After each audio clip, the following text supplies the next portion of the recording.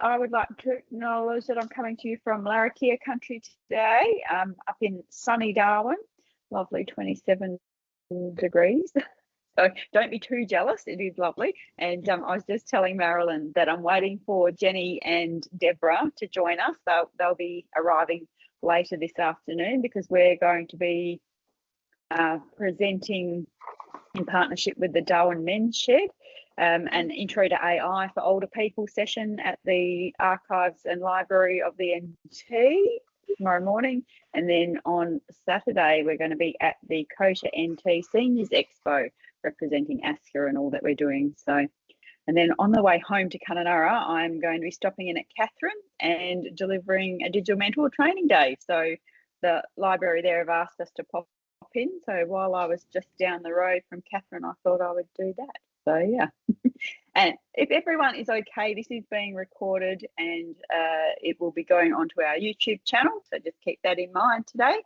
And I would like to thank you all for taking the time to join us. I know that people have been asking for this passwords manager session. Now, because Deborah is travelling, unfortunately, she won't be presenting live, but I am going to play a pre-recorded session that she has kindly developed up for us. So, but at first, I would like to ask you all, who is using password managers at the moment? Just a quick show of hands or a shout out. It's very interactive. No, Alan? Yep. No, and no, Marilyn. Right. Alan, what are you using? I use Bitwarden. Good. We're going to have a quick look at that. So if you have more information than I have, then please do jump in. My comfort zone is the Apple environment. Have we got any other Apple users? No. No one uses Apple. Oh. So, okay, so I'll be doing a little bit on the new passwords app that came a couple of operating systems back with Apple. And Deborah's done a very comprehensive review on the key path, I think it is, the one that she's done. So that's good. We'll get a bit of an overview of a few different options for you all today.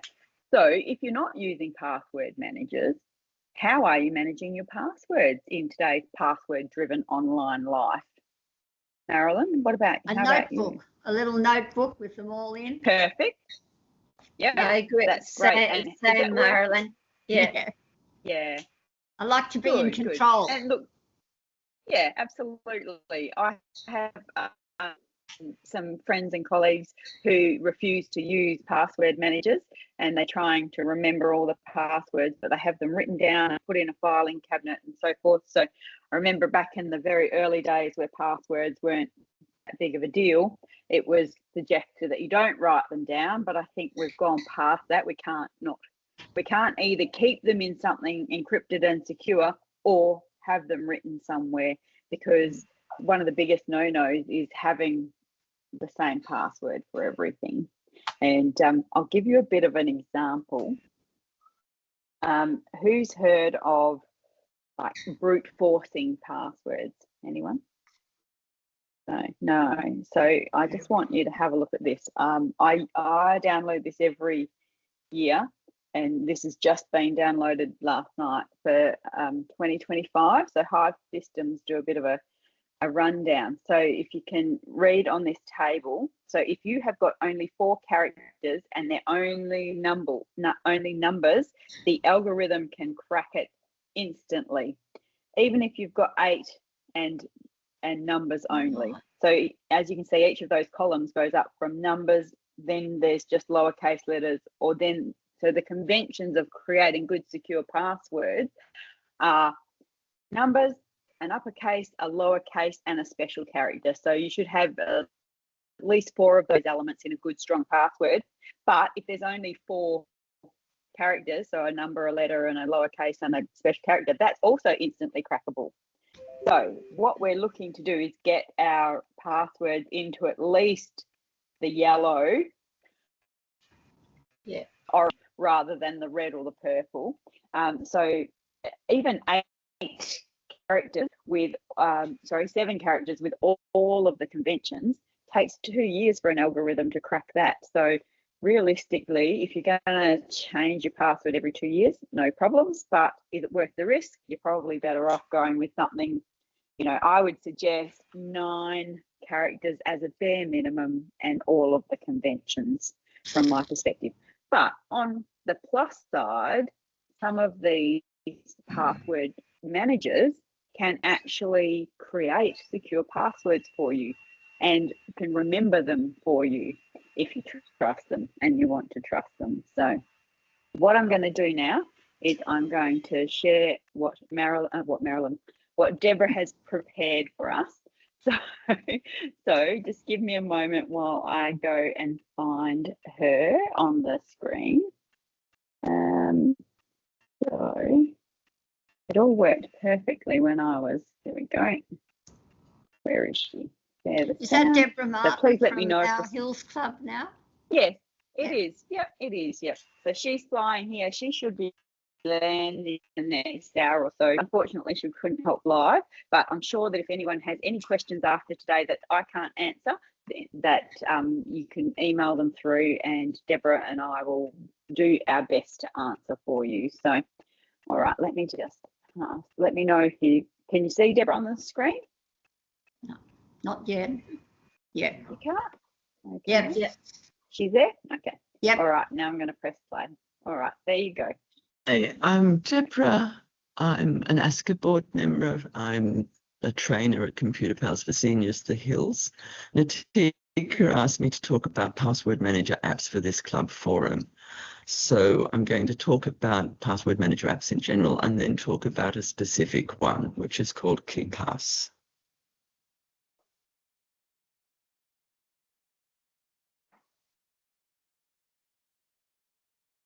So you've got 2 options with password managers.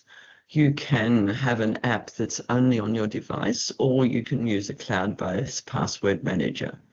The advantage of an app only on your device is that all your passwords are only on your device in a file, and they can't be hacked into the way something on the cloud might be.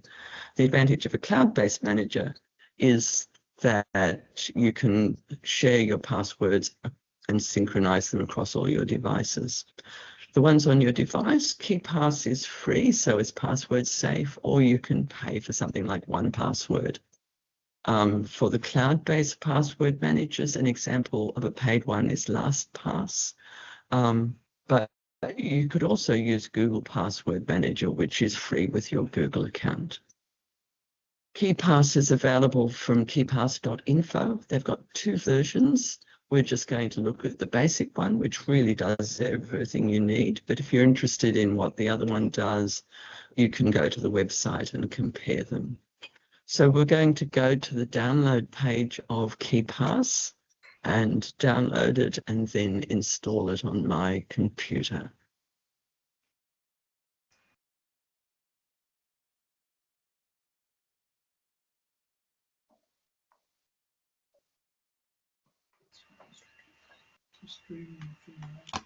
Yeah.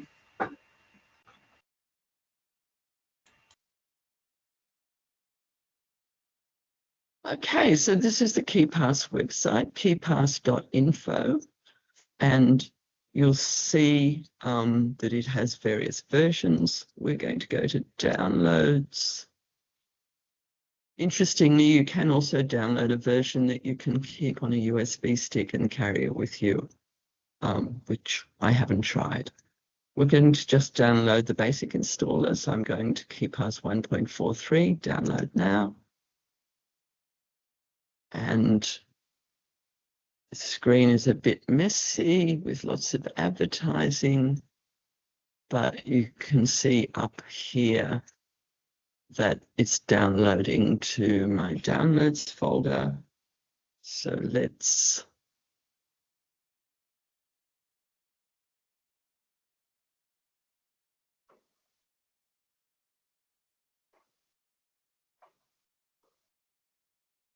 go to downloads. This is in File Explorer. You'll see I've now got a file called KeePass Setup. Got to give it permission to download to my computer. And Then we wait until the setup process starts. At this point, I think, did I double click that? Is it working?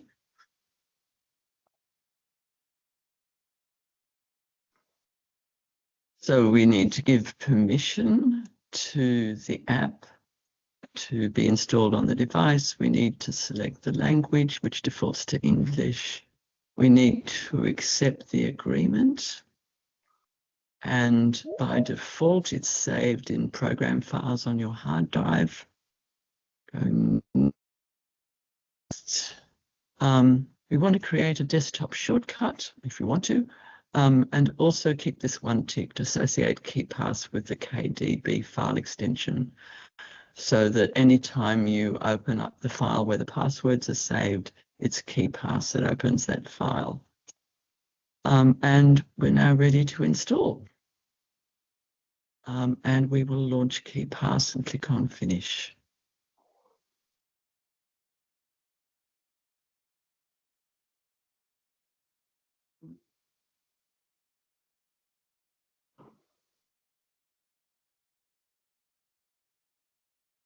Okay, this is when you first open up KeePass, this is what you see. The first thing we need to do is create a master keyword. So this one password, one ring to bind them all, will give us access to KeePass. So we're going to go up to File, New. We're creating a new database, which our passwords are going to be saved in. Click on OK, and I'm going to type in my master password and hope I get it right.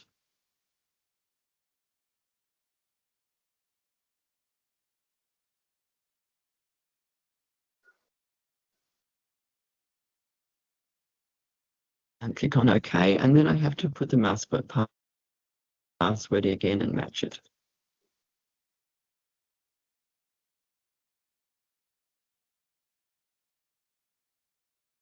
Fingers crossed, yes.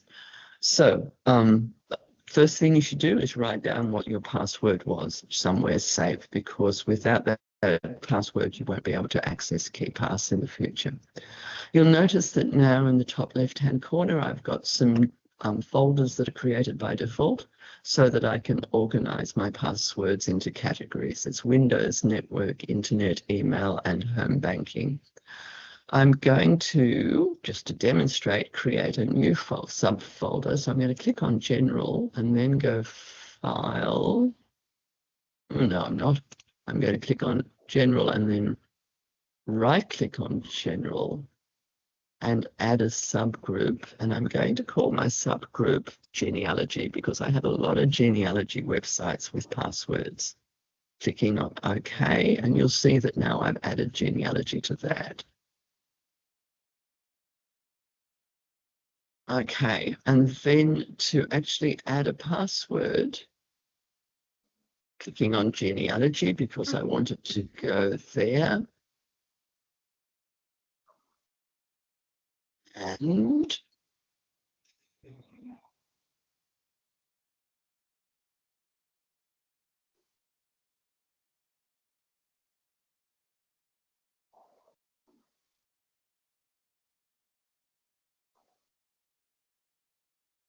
then I'm going to select genealogy and go to Edit and add entry. I could also use a keyboard shortcut, Control and Y for this. Okay, and then here's the add entry form. So I'm going to add in password for my Ancestry account. My username is my email address, as it often is. And then I'm going to put in the password, which will be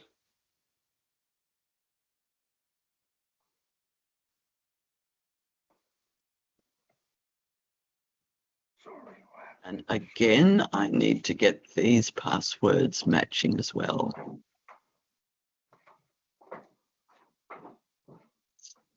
Remove that.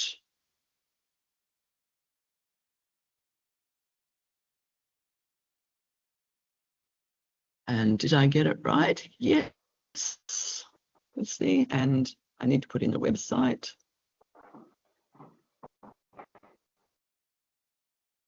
And I can also put notes to myself. I haven't got anything I want to put in there, but XXX will do. I can also, there are also fancier settings, attachments. I can set an expiry date. There are tools, but for now, we're just going to do that. So click on OK. And my password and repeated password aren't identical. So let's do that again, Deborah.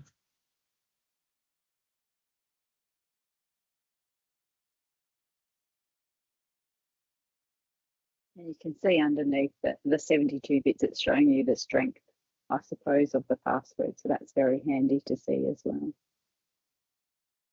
And try again. Yes. So you'll see that now in the genealogy group, I have my first password. Now I just have to add the other 300 passwords, and I need to demonstrate also how this works when you're entering passwords into websites. I'm going to stop sharing for a moment.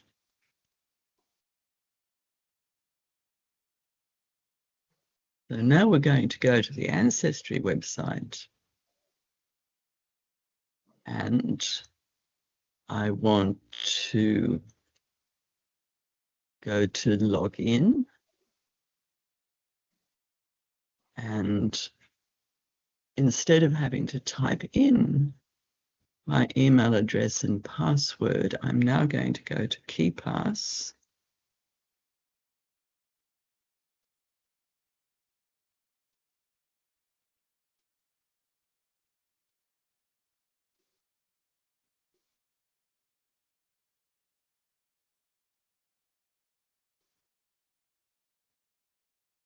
See if I can do this with the two app windows side by side. That will work better.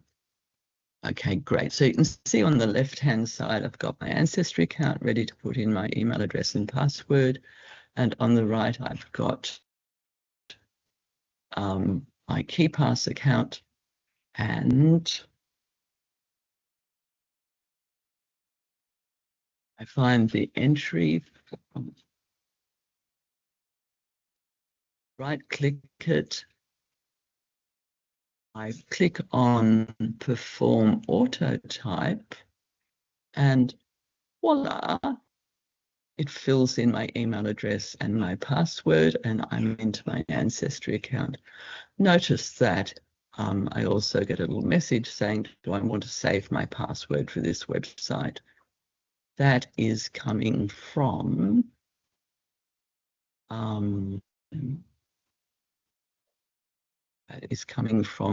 Firefox, I think, from Google. Not now. Let's go away. We're just using KeePass. Okay, that is all that I needed to show you. I'm sorry that I'm not there live to answer questions. I hope that that makes sense. I will provide Tika with the slides for this, so you've got a step-by-step explanation if you'd like that. And stop sharing and stop recording. Right, thank you, Deborah. Let me just get that down and I'll come back to you all now. So does anyone have any questions that we can try and answer for you about that presentation that Deborah just gave us? No. Okay, so That was a free one, wasn't it? Yes, that is a free one. So And that only goes on your laptop. So it can go on your laptop, but I'm not certain whether it can be installed on phones and stuff. So I'll make a note of that question. I'll speak with Deborah. KeePass on other devices. I think you can put it on other devices.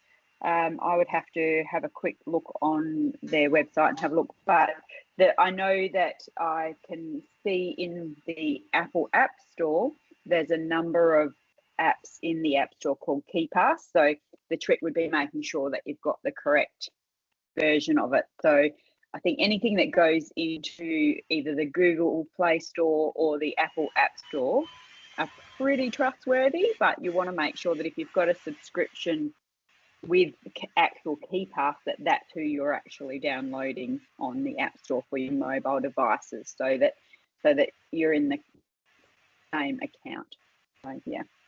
Do you know if it's a one-off purchase or is it a yearly subscription? Let's have a. I think everything's pretty much moving towards yearly subscriptions. I'm just going to mute your microphone, Barb, because you've got a bit of background noise. So if you need to speak, you just need to unmute you. So is that better? I can't hear the background noise now. Is everyone else okay? Yeah. Okay, good. Let me just have a look at the KeyPass website. Edition comparison. I think that might be open source, so I'm not 100% certain on that. But what I'll do is I'll send that the PowerPoint that Deborah has done, and what we'll do is we'll send an email out to everyone that's in today that had any questions. So if anyone else has any questions, let me know. Good morning, John. Welcome. Good morning. Thank you for joining us. Sorry that you missed that first little bit, but Deborah recorded that for us, and that was specifically on KeyPass. I was going to have a quick look at the Bitwarden stuff, but Alan says he's a Bitwarden user, so if anyone has any questions, that would be safe to say that Alan's probably better placed to answer those than I am. So, because for me, I'm working in the Apple space, and so I'm just using the Apple passwords app that came out a couple of operating systems back. However, on saying that, they've had the keychain for a long time. So the things that you need to ask about password managers, are they encrypted? Who owns them? Where are those sitting? So you saw when Deborah was entering her password using KeyPass, the browser came up and said, would you like me to remember that? So does anybody use their browsers to remember their passwords? No, okay. So basically those browsers, whether you're using Chrome or Firefox or Edge or Safari, so long as you're signed into your profile, I've got mixed reports on whether they're safe to put your passwords into those. So it just depends. If you've got good antivirus on your devices, etc., if you sign into your browser, that will then act similarly to a password manager. So you make sure that you have your two-factor or multi-factor authentication turned on for your account. So it might be a Firefox account. For Edge, it would be your Microsoft account. For Chrome, obviously it would be a Google account, and for Safari, it's your Apple account. So long as those accounts are locked down and secure, then I think that it's pretty safe to say that you will be okay. The issue would come when you are across platform, and most of the browsers work whether you're on an Apple device, an Android device, or a Windows device. Not so sure about if you're using what's the open source operating system. I've lost it. It's gone out of my brain. Libra. No, that's an Office Lite one. It's the operating system instead of Windows. I can see you thinking through, John, too. Linux systems. I'm not sure if that's what I was thinking of. If they transfer. Yeah, that's right. Yeah, I knew it was something. I just couldn't recall. So I'm not sure if they go on to Linux. I have no experience whatsoever in the Linux arena, but I would assume that there would be something similar. So it's all about making it easier to put in these increasingly complex passwords for your devices. So for me, being all in the Apple environment, it's really handy because no matter what device I'm on, if I'm in my Apple account, I have access to my passwords, and then my multi-factor comes through. So the new passwords app, I'm going to share my screen with you. So just bear with me because you might not be able to see much on there because they're good at making sure that you are hidden behind their safety walls and so forth. So we'll see what you can see on this passwords app. So let me just see. where is it? Password, there we go. So you can see, can you see that screen? And it's asking for a password, but I can click it on my watch and open it, or I can put my fingerprint on there. So you can see in here now, I'm assuming you can see, I don't know what you can see, so we'll just have to hope that you can see what I'm looking at. So you can see that there's an all section here. So it shows you all of the passwords that I have in my list, and these ones are 2 people icons. They're actually shared password groups. I have got some shared passwords with my folks and my mother-in-law, just to help them when they're having issues. So obviously you wouldn't share your passwords with people that you don't trust. So you want to make sure that only the people, and of course they have to have Apple accounts as well. So making sure that you've got, so for example, I've got their ancestry passwords and their Apple IDs, etc., saved in there, so that if they need some help, because I don't live in the same town, I can actually provide some help with them. And so if they change passwords, they change in the shared list. So you can see here I have some examples that are not actually real accounts, so that I can show you what's in here. So you can see, similarly to what Deborah had, I can add a new password into here by clicking the plus button. I can add a new password in. Can you see the new password option coming up? Yep, so I can add in there, testing, sharing, typing would be good. Again, putting my username in there, and then I can put the password in there. I'm not sure if you can see what popped up with the strong password. Yeah. Can you see? Yeah, okay. So Apple's offering to create a strong password for me. I have got not a hope of remembering that. So that's why I'm relying on the password manager. Yeah. There's also an option without any special characters. So I can choose one or other of those, or I could type in my own. So this is my password. So that's something that I could do. And again, same as what Deborah did, is I can add some notes in. This is an example password, and I can't put attachments in there, but I can put notes to say I've changed it on such and such a date, or whatever I like. And you can see that it's in the shared group, or I can make it not shared. So then I just save, and it also tells me that this is a strong password once it's saved in there. Give it a moment. So if I pop back here and then back in here, that should tell me that there are going to be 3 passwords in there. So you can set on a couple of other ones. And again, those passwords, that one was created without any special characters, and then that one was created with the special characters as well. So basically, I've also got some other options in here. You can see security alerts. It tells me when passwords have been compromised in a data breach somewhere. And I think you'll find that your browsers, if you're saving passwords in browsers, they will also let you know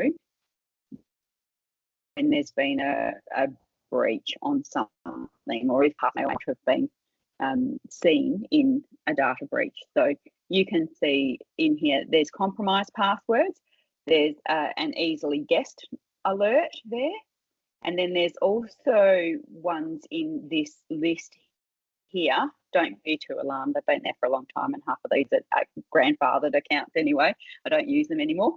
There will also be in here, if you've reused your password in more than one account, it will, see here it is reuse password. Well, it's an alert because you're using the same password in multiple locations, which is not great. So I can also see the deleted passwords. I can see any Wi-Fi's that I've connected to. You can see the one that I'm on at the moment. And also passkeys. Now, passkeys are the new option. I'll just mute Alan's mic there. We're getting some background noise. So yeah, so in here, pass keys, I'm just going to stop sharing. So pass keys are basically a little piece of code, I suppose, on your device, and that kind of replaces the password. So you need your device to be able to open your accounts. Can anyone remember back in the early days when you went online with accounts and you had to be signed in on your own computer? You couldn't, if you wanted to sign in on a different computer, then you would have to have it on a USB stick and plug that in, and then you could unlock. It was kind of like the little piece of code was the second set of keys for you to use. So basically pass keys are device specific little big pieces of code that are encrypted and saved on your devices to help you with reduce the password strain and stress, I suppose. So is anyone else using pass keys yet? Have you been asked to create pass keys on your own devices? Okay, no, okay. And no one's using, good morning, Mike, welcome. Oh, afternoon, sorry. You're afternoon, no, you're still morning. You're only half an hour ahead of me today, so so yes. Yeah, so does anyone have any questions, or are there any things in there that you know? That was good. Excellent. Thanks. Excellent. Yeah, excellent. So I will show you the personal Bitwarden screen as well, because there is a free version of that. So you should, can you see that now? So you can see here the Bitwarden that has a $0 per month. It has a less than $1 a month, so that $10 will bill. There's one for families. So if you do have families and you're all across platforms and you're trying to keep a hold of passwords and so forth on there. So I'm not sure of all of the ins and outs of that, but it's something, if you're interested, worth looking at. I'm not sure of the user interface on that one.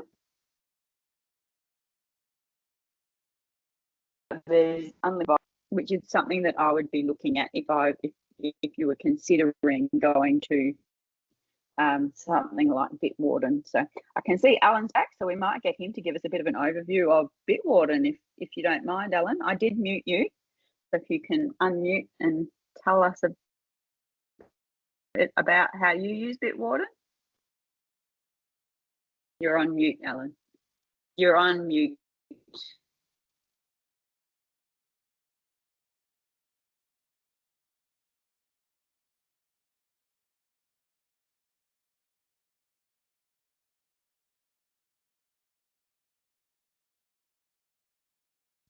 No. Can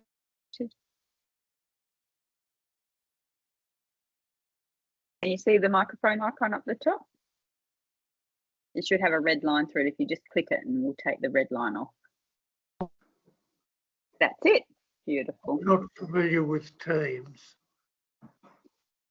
Oh, fair enough. You use Bitwarden, you said, Alan?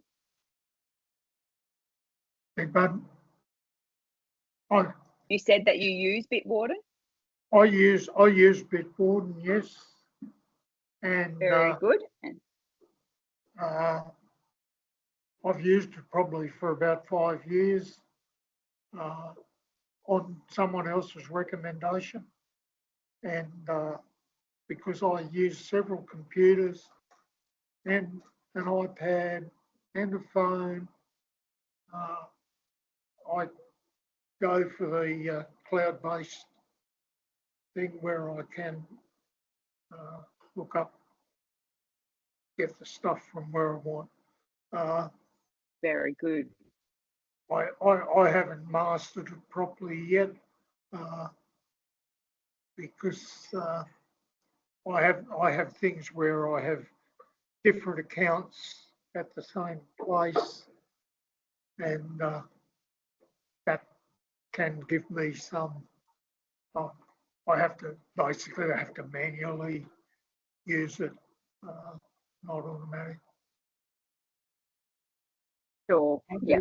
It works that quite is well, and it's provided I don't forget the master password. It's great. That's one that you can definitely write down and lock away in the filing cabinet, or put it in your purse or your safe or something like that, so that you don't lose it. So one of the questions I had flagged to ask Deborah when she gets in here is, can you reset your master password if you forget it or lose it? Do you know if that's the case with Bitwarden, Alan? Well, they basically say if I forget it, I'm dead. Too bad, you're out. Yeah, and Yeah. because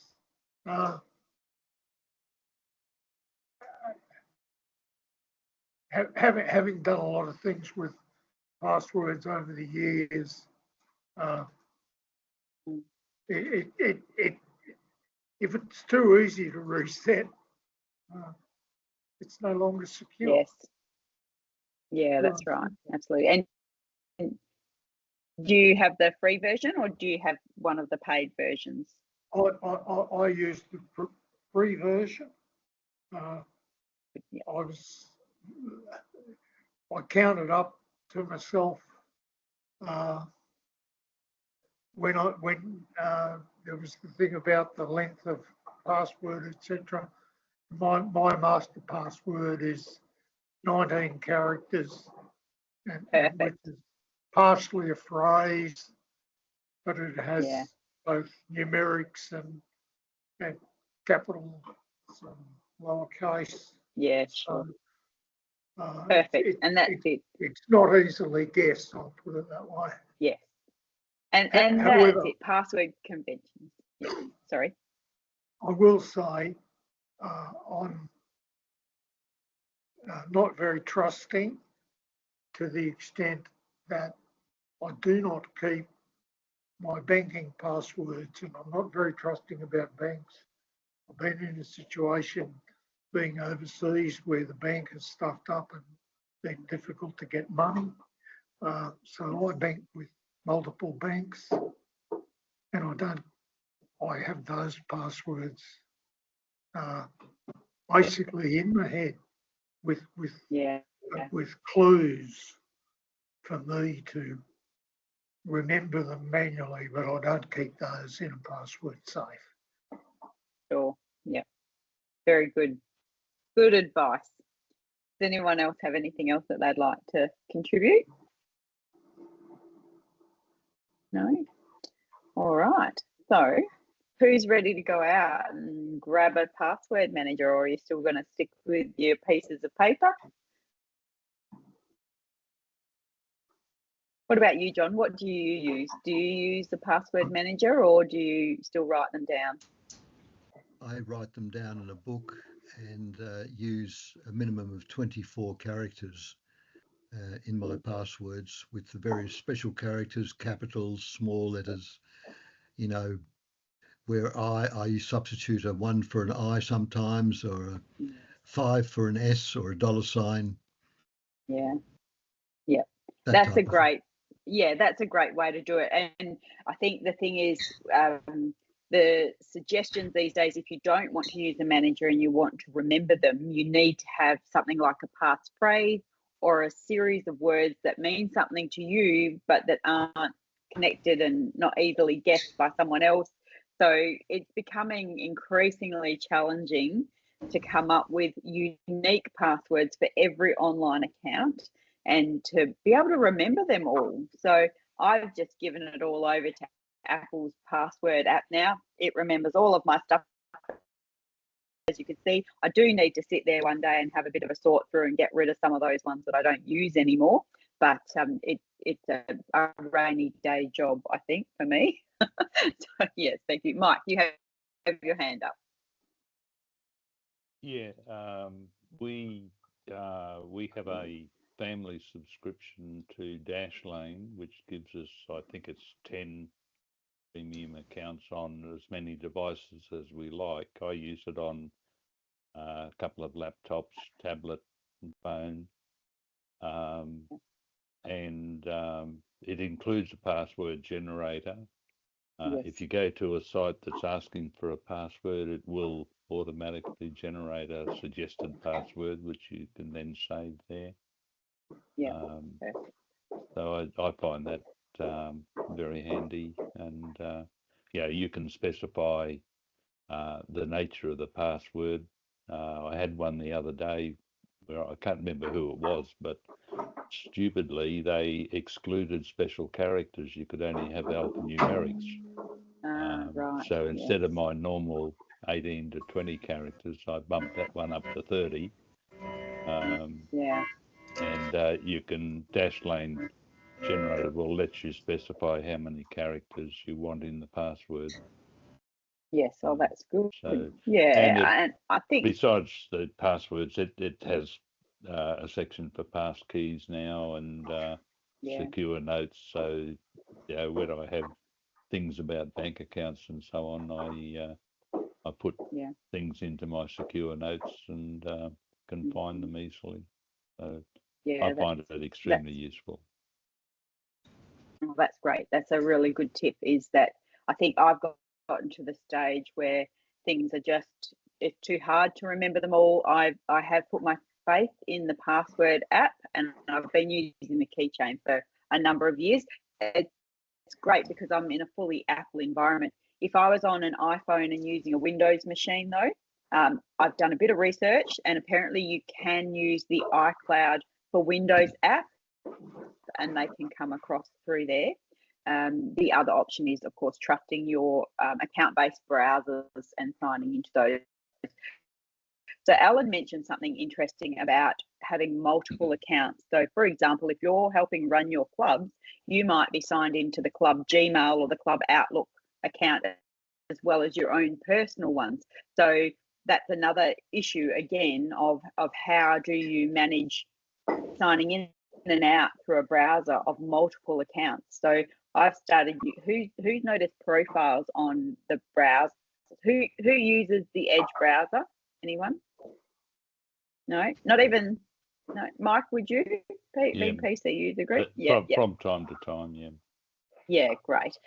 So all of the browsers these days are giving you the options to use profiles. So, for example, the profile for ASCCA, I've signed in to all of my ASCCA accounts on that profile in a Chrome account and in a Safari browser. So when I sign into those, I stay signed into my ASCCA account. But then when I'm in my personal profile, I sign into all my Gmail and Outlook and everything for my personal account. So that just helps me sort of, and I can change the color of the browser so I can see the profile is, if it's pink, it's mine. If it's greeny blue, it's ASCCA. If it's different colors for different, so the Rotary one is a dark blue color. So I'm quite visual when it comes to those. So that might be something that you want to have a look at as well. So yeah. Excellent. Any other questions on password managers or anything else in general? Well, I believe with quantum computers, I'll be able to find out your password in a matter of minutes, unfortunately. Yes. Well, I'll show you this again, John. We shared earlier the latest information on how quickly it takes to crack a password in 2025. So those are the columns are the conventions, and then the rows are how many characters there are in them, and that's the latest information. I just downloaded that one last night, but I had last year's one up there as well. So it's becoming increasingly difficult to have a good, strong password or passphrase and having something different for every single account, which is ideal, because if you've got the same for everything, as soon as they crack one, they've got the keys to the whole kingdom, haven't they? So we just need to be wary of that. So who runs classes on setting secure passwords at their club? No one? So there's some great you do? Yep. So there's some great resources on the Be Connected topic library, of course. So has anyone used the Be Connected resources? doesn't matter whether you actually have a grant with them or not. They're open and available for everyone to use. So if you're interested in learning more about that, please do sing out and let me know, and I'm happy to have a session about using the Be Connected resources. They've got some great stuff on there, and there's podcasts and other info sessions and articles, etc., about all of this sort of stuff. So definitely worthwhile making use of their resources, and they're all developed through the Office of E-Safety, so you know that the information has been triple, quadruple checked so that it's all correct for you. So yeah, excellent. Does anyone else have anything further to add, or any other questions about password managers or passwords being stored in their browsers? No? Excellent. All right, well, thank you so much for your time today. I hope you enjoyed that. Hope you got something out of it and that it was useful, and that I will be editing this over the next week or so and popping it up on our YouTube. So if anyone wants to play catch up or go back and recap over it, it'll be on there. And I will send out the slideshow that Deborah presented for us all as well. So thank you all very much. Thank you. You're welcome. Enjoy the rest of your day. Hope everyone warms up a little bit. Thanks, Nikita. Bye-bye. You're welcome. Bye. Okay. Bye. Bye-bye. Bye. Bye.